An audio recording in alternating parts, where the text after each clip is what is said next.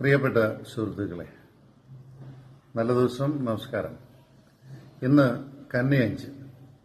ചെമ്പഴന്തിയിൽ ജനിച്ച് ലോകത്തിന്റെ നെറുകയിൽ ഇന്ന് സ്ഥാനം പിടിച്ച മഹാത്മാവാകുന്ന നാരായണ ഗുരുവിന് നമ്മുടെ മനസ്സിൽ വലിയൊരു സ്ഥാനമുണ്ട്.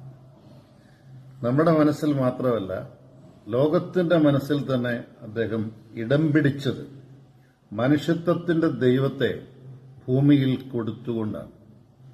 സവർണ വിഭാഗത്തിന്റെ കയ്യിൽ മാത്രം ഇരുന്ന ദൈവത്തെ സാധാരണക്കാരന്റെ ഹൃദയത്തിന്റെ അകത്തളത്തിലേക്ക് സന്നിവേശിപ്പിച്ച തത്വജ്ഞാനി, സാമൂഹിക പ്രവർത്തകൻ, സാമൂഹിക വിപ്ലവകാരി, ആധ്യാത്മിക നേതാവ്, ഒരിക്കലും മറക്കാൻ സാധിക്കാത്ത വ്യക്തിപ്രാഭവത്തിന്റെ ഉടമ. ഇന്ന് അദ്ദേഹത്തിന്റെ കൃതികൾ 100ഓളം ഭാഷകളിൽ തർജിമ ചെയ്തിട്ടുണ്ട്. അദ്വൈത വേദാന്തത്തിൽ എഴുതപ്പെട്ടിട്ടുള്ള അദ്ദേഹത്തിന്റെ കൃതികൾ ഹൃദയസ്ഥമാക്കിയിട്ടുള്ള അനേകരുണ്ട്. ഡോക്ടർ പൽപ്പു മാത്രമല്ല, അദ്ദേഹത്തിന്റെ പിൻതലമുറക്കാരായിട്ട് വന്ന് ചിന്തിക്കുന്നവർക്ക് വേണ്ടി തുറന്നു വെച്ചിട്ടുള്ള, അദ്ദേഹത്തിന്റെ ശിരസിനകത്തുനിന്ന് പുറത്തേക്ക് വന്നിട്ടുള്ള ആശയങ്ങൾ ഉൾക്കൊണ്ട അനേകം മനുഷ്യർ ഇന്ന് ഭൂമിയിലുണ്ട്.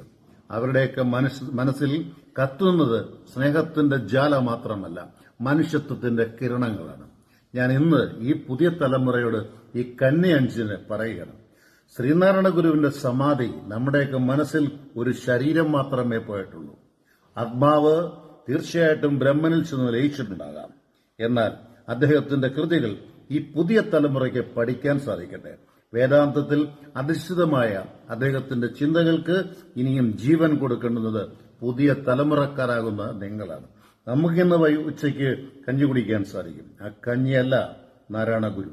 നാരായണ ഗുരു തന്ന വേദാന്ത സിദ്ധാന്തം, അദ്ദേഹത്തിന്റെ ദൈവദശകം എന്ന് പറയപ്പെടുന്ന കൃതി ലോകത്തിലെ ഏത് മതത്തിനും ഏത് സമയത്തും എടുത്ത് പാടാൻ സാധിക്കും. കാരണം അദ്ദേഹം അതിനകത്ത് ജാതി ചേർത്തിട്ടില്ല, മതം ചേർത്തിട്ടില്ല. ഇന്ന് ജാതിക്കും മതത്തിനും പിന്നിൽ ഒരുപാട് അടിക്കുന്നവരുടെ മുമ്പിൽ നടുക്ക് നിന്നുകൊണ്ട് കരഞ്ഞുകൊണ്ടോ കൈ ഉയർത്തിക്കൊണ്ടോ വിളിച്ചു പറയുന്നുണ്ടാവും, നാരായണ ഗുരു നിങ്ങൾ പരസ്പരം അടിക്കരുത്, പരസ്പരം സ്നേഹിക്കണമെന്ന്.